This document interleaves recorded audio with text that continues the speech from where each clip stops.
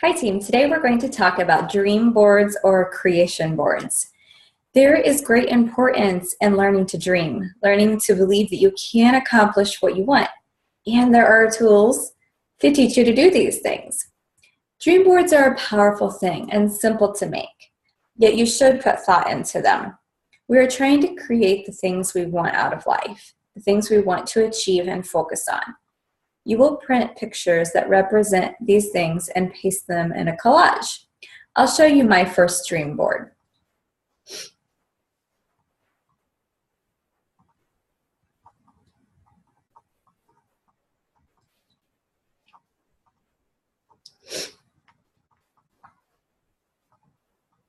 I have my family on there, of course, right next to a clock, which represents more time together.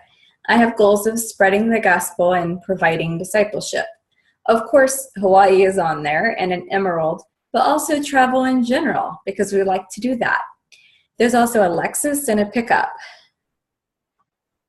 because my husband really needed a new one. Now, this is where I want to tell or warn you to be very, very specific with your dream board. We found a random picture of a pickup similar to what he would want. After we had made it possible to buy one and already had even had it for a couple of weeks, we realized his new truck was identical to the one in the picture. I do not think this is a coincidence. So be very specific as to what you want on this board and hang it where you can see it often every day, preferably near where you work plexus. Now, we've talked about dream boards and learning to visualize the things we really want. This is a powerful thing and shows you how things can come true by focusing on them because you keep your goals first and foremost where you can see and work towards them. But I'd also like to talk about how we create with the things we think about and the words we say. A dream board is good, but if you want to take it a step further, you may like a creation board. Maybe you're like me and never thought of yourself as particularly creative. You may feel like you don't have ideas or you're not crafty, but the truth is we are creative beings made in the image of the Creator. We trust Him to help us create in our lives through our thoughts and our attitudes and our actions. Did you notice that the dream board we talked about first is kind of a hodgepodge of ideas, a random collage? These creation boards are going to be different. Why? Well, if you think about it, all of creation is organized and well thought out by God, and we are created in His image. We cannot throw some wishes on a board and expect them to stick or just to come to us with no work. We have to do our own work to create things. This creation board will help us focus our mind and energies and tune into the Spirit to help us create. You will need some simple materials to make this powerful tool. A 22 by 28 inch poster board and washi tape and a small photo album with picture pockets. Once you have them, divide your board into 9 sections like this. The photo album you'll just set to the side. You'll hang your creation board somewhere you can see it often, preferably first thing in the morning and last thing at night. Put it somewhere you can focus on it a couple of times a day. The things we're going to put on this board are not things we know we're going to do. It's things we want to have happen, maybe big goals that we're a little scared of. That's good, because we'll also break these down to make them attainable. Before we get into what goes in each square, I want to explain a little more. We will put pictures in each square to represent our goals. We will also use words, but since we are very visual beings, get a picture where you can. The words you put with each picture will be a description of your goal and include a time frame. Say you want to make $5,000 a month in your business. Just putting a number out there doesn't mean a whole lot to your brain. And maybe putting a time on it sounds really big to you, it stretches you. That's good. Goals should stretch you. So you should feel a little uncomfortable. It will pull you out of your comfort zone. So you would put up there $5,000 a month by this date of the year. If you have a big year-long goal, I do suggest you break it down into monthly or even weekly goals and still write the big goal. But it's easier to see how you're doing when you break it down. When you accomplish it, you can take that smaller goal off and add the next step in the bigger goal. Remember, the things we're putting up here is not a checklist. When we finish our creation board and step back to take a look at it, it should be a picture of the person we want to become. Break down your goal with sticky notes. Say you want to lose 40 pounds. That's a great goal to have. You can't just do it overnight. So if you have a multiple layered goal like that, layer sticky notes on top. It's a goal that's going to take a while to reach, and you don't want your brain to tell you you're never going to get there. So break it down. Maybe the first part is learning how to menu plan. When you've gotten good at that, put that sticky note in your success binder. Then the next one could say, lose 5 pounds. And when you've done that, take that sticky note off, and so on until you're down to your goal and you've reached it. So there's only one goal in each box. It may have layers, but it's only one thing you're working on in each box. Our brains need order in order to succeed. We are teaching ourselves that we are successful and that we get what we want out of life. We need the visual reminder and the steps and being able to see our success in the success binder. When you put a picture in a square, put it up with something that is easily removed, like painter's tape or tacky gummy stuff, because when we accomplish our goal, when we create the thing that we want, we'll remove that picture from our board, we'll date it, and we'll put it in our photo album. That way we can look back through our book and see what all we have created. Now for the board. We're going to start in the middle row. This row is all about love, the heart and love. On the left, we'll put love for God. In the middle is love for ourselves, and on the right is love for others. A goal for love for God could be doing daily devotions. Maybe you could put a picture of your Bible or a study book, or even use tiny Post-it notes with the date on them so you can pull them off and stick them in your success binder. Love for self sometimes is very hard to focus on, but if we don't take care of ourselves, we can't take care of others. So that might look like getting a massage. It could be something you really want to get for yourself, but you've pushed it aside because you thought others were more important. It could be a health goal. Although we do have a square for physical health, if that's a way you need to show love for yourself, then put it there. Then on the right is love for others and how you specifically want to show love for others. I have a friend who put creating a budget there as a way to show love for her husband, as it has been a source of contention in their marriage. Now we'll move to the bottom row. In the middle square, we will focus on what keeps us grounded or creates abundance. Whatever keeps you from floating, having no direction, not being in control of your life. This is also a really good place to put a monetary goal. It's okay to have monetary goals. With money, much good can be accomplished. Money can be a gift. Now, if our life is focused on the money we're making, that's not balanced. But if money is not part of our goals, that's not balance either. Money of itself is not bad. It only takes on the role in our lives that we give it. Speaking of abundance, God is abundant, and He wants us to live an abundant life, not just money, in family and friendships and love. So this does not have to be a money goal. It could be having dinner on the table 5 nights a week as a family. That could be a good grounding goal for you and create abundance in your family life. So this goal is something that will ground you or give you abundance. Now let's move to the left. This is about sensory and creating.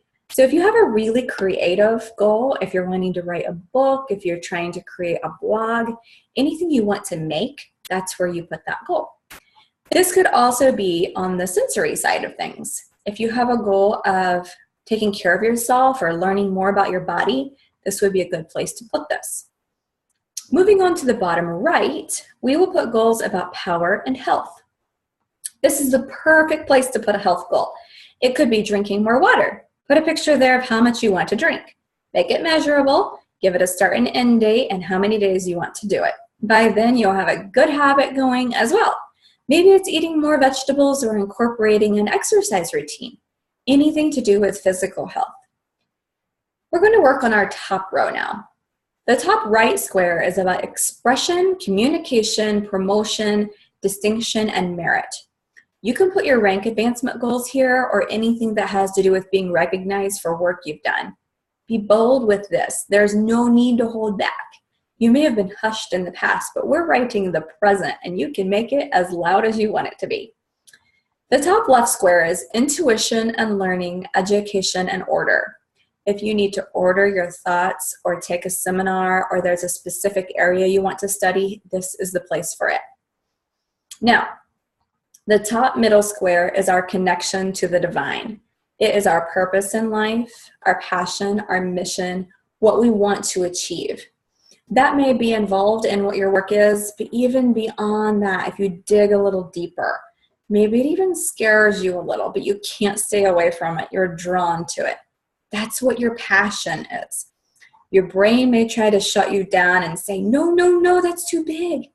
You need to shut that off and say, no, this is what God is telling me to do with my life. Maybe you don't know what this is yet, and that's okay too. Maybe you need to put in the square the time and intention to learn your purpose, why you're here, and how you can serve humanity.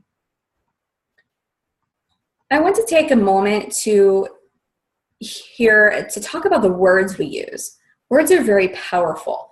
I think we forget or we just don't know how powerful they are because they're so plentiful.